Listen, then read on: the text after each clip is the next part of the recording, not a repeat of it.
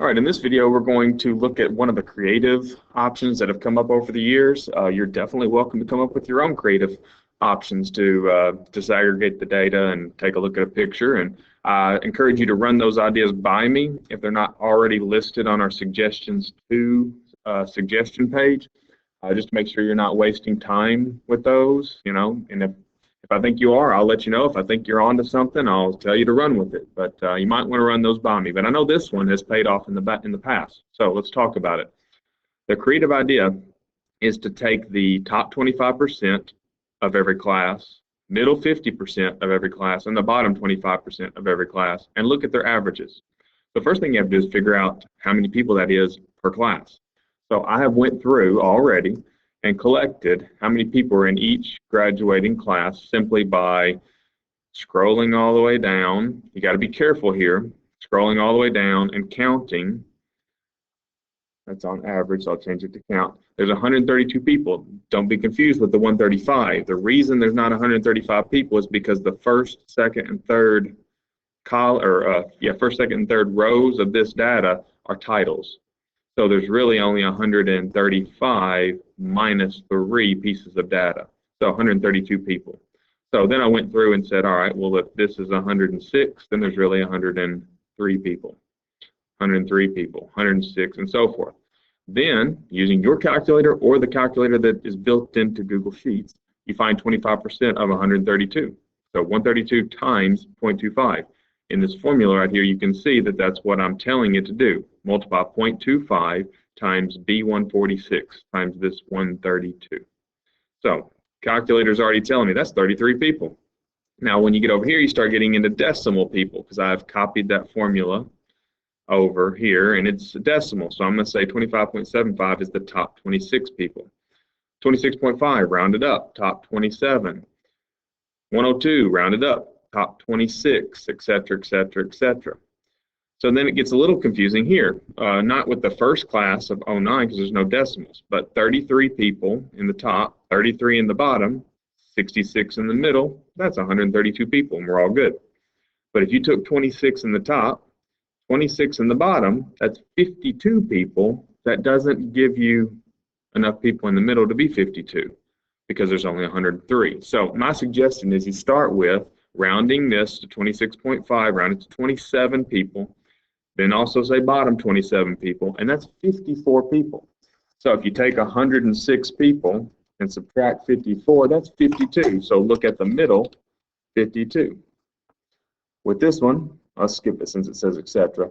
With this one, I look at the top 29 and the bottom 29. And in the middle, I would say, well, that's 58 people. 115 minus 58 is 57. So I'll look at the middle, 57.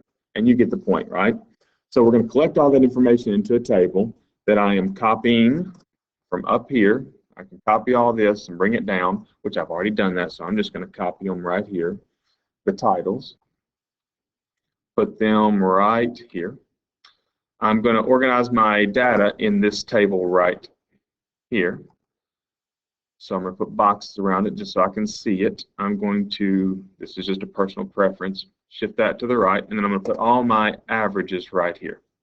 All right, now in collecting this data, it's a little bit difficult, time-consuming, so my best suggestion on collecting it would be this, because when you're highlighting data, you can only either count or find the average, not both. So here's what I would suggest.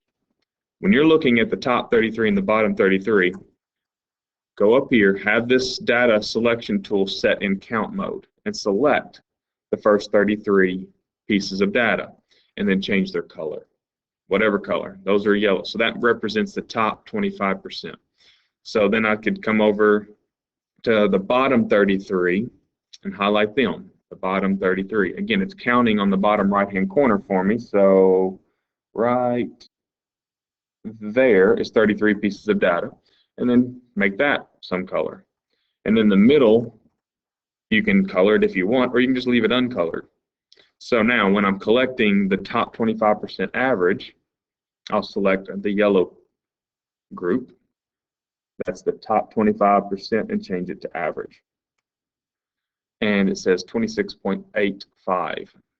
26.84. So 26.84 would be 26.8. The middle average, let's see, there's the first middle person, and here's the last middle person that's not highlighted. Their average is 18.84, so I'll call that 18.8. And then that leaves us with the bottom 25%, which were the ones that we colored blue. So that would be an average of 14.9.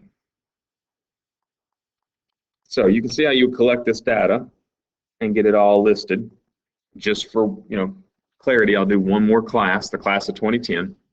I need to highlight the top 26 people and the middle 51 and the bottom 26. So honestly, I already know that this goes down to 29, to row 29, because that would be 26 people. But I'll change my average over here to count, and yeah, it's 26 people I have highlighted. So change that again to my yellow. Skip these people in the middle and go to the bottom and find the bottom 26 people, the lowest 26 averages. So I'm in count mode, so 26 is right there.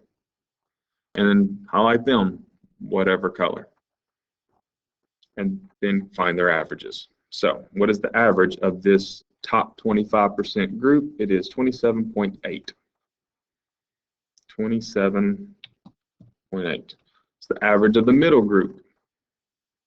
Let's see, that would be 19.54, so 19.5. And then the bottom 25% are those people, and they have an average of 15 even. So then you can keep collecting that data. I've already made up fake data so that we can take a look at a picture here of what would potentially be your picture when you're done collecting the data. One reason you want to collect this data is if you are actually seeing a change in your class averages, the one that you made like on the first day or two of this project, this would help pinpoint who is making that change. So if your class averages were going, I'm going to insert this chart, if your class averages in the first picture or two that you made were going down for the last 10 years, this would help you pinpoint, well, what group is kind of causing that to go down? Is it the top scores are getting lower, or is it the middle scores are going lower, or just that the bottom 25% are scoring worse than they ever have? So this would kind of help you look at that. We're going to need to change some things about the picture to get a better idea of what's happening. You could probably keep it a bar graph, but I'll be honest, I would probably say that a line graph is the best visual for this data. We need data labels. We need data labels, and we need data labels. The first ones didn't appear because our y-axis is too small to let them appear, so we're going to adjust our y-axis to start at, like, say 15, because our lowest data point's 15.5. Our highest data point was like 29.1 here, so I'm going to go up to, say, 31, see if that's enough. No, so that wasn't enough. How about 32? Yeah, that was plenty to see this. Now, we'll talk more about what you're seeing here later, but something should be evident with this fake data. Looks like to me that this lower group is bouncing up and down from 15.5 to 16.1, bouncing up and down. They really don't go up or down much more than a half a point in the last 13 years. But what about our middle group? And what about our top group? Well, our middle group appears to stay pretty flat until about 2015, where they appear at 2015 to start declining every year. At the same time, in our calculus, or not calculus, but our top 25% group, they seem to be on the rise every year. So there might be something to talk about here later, but again, these pictures we're creating is for us to analyze later. So this would be a very good picture to analyze later.